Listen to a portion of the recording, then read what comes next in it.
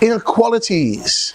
So the first bit of inequalities we're going to look at is using this idea of graphs, using graphs to help us solve them. Now, this first example, I'm not suggesting that a graphical approach is the best way of doing this one.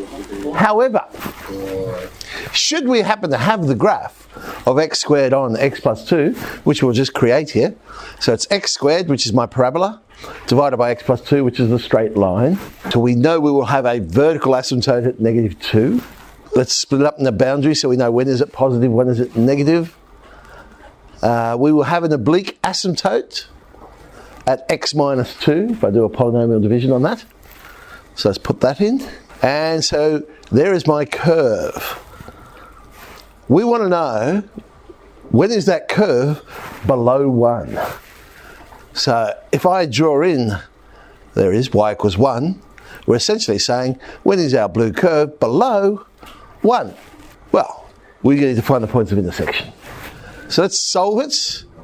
And we get x equals 2 or minus 1. Now, obviously I could have read that off my graph because it's an accurate graph. We've got our points now. So we know we're in between minus 1 and 2, but don't forget about the little blue bit over here to the left of the vertical asymptote. That's also below the red line. So we get less than negative 2 as well. I say, in reality, would I do that graphically? No. If they'd already asked me to draw that curve up in the question, then maybe I'd consider it. These sorts of things are much more fun. And we've talked about this idea before, where we sort of use the area of the curve and the outer rectangles and the inner rectangles to try and trap the inequality. So they've asked us to consider the graph y is the square root of x. Show that the graph is increasing for all x. And it's very tempting to say, well, look at the picture. It's just going up. Of course it's increasing. Unfortunately, that's not good enough. We know it's increasing when the derivative is greater than 0. 1 on 2 root x is always greater than 0. Well, therefore I know it's increasing for x is greater than 0. Mind you, technically they said for x is greater than or equal to 0. So at x equals 0, y is 0. When x is greater than 0, y is greater than 0. So therefore at 0 it must increase. Because I'm at 0 for that. If I know as soon as I get bigger than 0, I'm positive, then it must be going up. Whether that was more information than they actually needed, I don't know. But technically, the derivative doesn't exist for 0. So technically, I can't say. Hence, show that. And they've given us a huge hint by throwing in that integral sign there. If they just said show that that was greater than 2/3 n root n, probably would make the question a little bit more challenging. You'd have to think, oh, hang on. But they've given me the integral, so I know it's got something to do with the area of the curve. Now there's our curve, and luckily they drew the rectangles for us as well to really give us a big hint there. So right, we know it's increasing. So because it's increasing, in our curve here we can see it's also concave down, that all of those outer rectangles, well, hence the name outer rectangles, but they're going to be bigger than the area under the curve. So I know, yes, it's greater than that. Now let's work out the right-hand side, and hopefully we get 2/3 n root n, and yes we do. We integrate root x, we get 2/3 x root x. Alright, so that's the first bit. Now that same sum, but this time we're going to show it's less than or equal to 4n plus 3 on 6. Root n.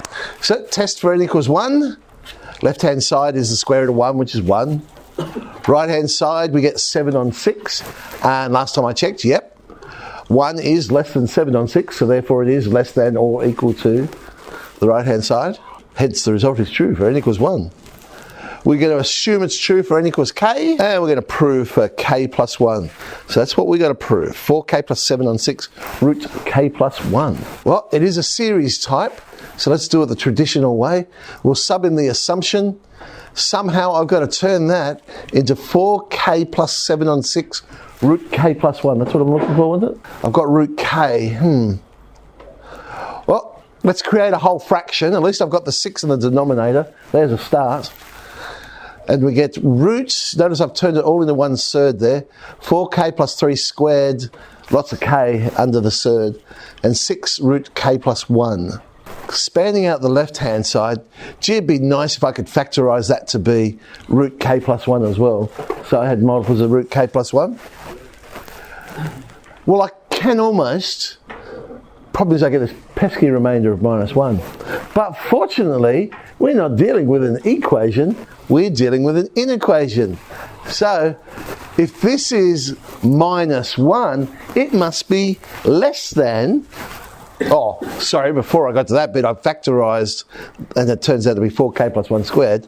But that must be less than the square root. So using that idea again, it then comes out quite nicely, because you'll notice we've got 4k plus 1 all squared, and the square root of 4k plus 1 squared is 4k plus 1, and 4k plus 1 plus 6 is 4k plus 7. And that's what we were looking for. Hence, the result is true for n equals k plus 1 if it's also true for n equals k. Oh, that's the old way of writing it. I can't believe I used to do that. But anyway, there you go. Now I would simply say, well, since it's true for n equals 1, then it's true for all integers by induction, much quicker. Now, because something I know you're all dying to know, what is the square root of 1 plus the square root of 2 up to the square root of 10,000 to the nearest 100? We'll be generous there. Well, we have now trapped the square root of 1 up to the square root of n in between these two expressions. So let's sub in 10,000 and see what magic happens. 2/3, 10,000 root 10,000 on the left-hand side, and on the right-hand side, 4 lots of 10,000 plus 3 and 6 root 10,000. We want these to the nearest 100. Well, what do you know? To the nearest 100, they're the same thing. So therefore, we know it's 666,700 to the nearest 100. Okay, I'll throw this one in. Prove that x is greater than sine x. There's y equals x.